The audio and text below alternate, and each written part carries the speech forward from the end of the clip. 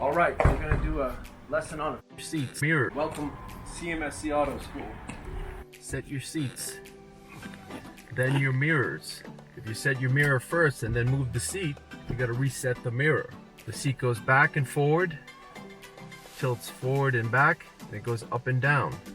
I'm gonna make it so that at 9 o'clock and 3 o'clock, there's a little slack in my arms. I'm sitting up straight. I can see to the horizon, and I can see, and I'm alert and well. Once I got my seats set, I set my mirrors. You just want to get a little bit of the car in the mirror. Turn the knob to the right, get the right side mirror going. I buckle up.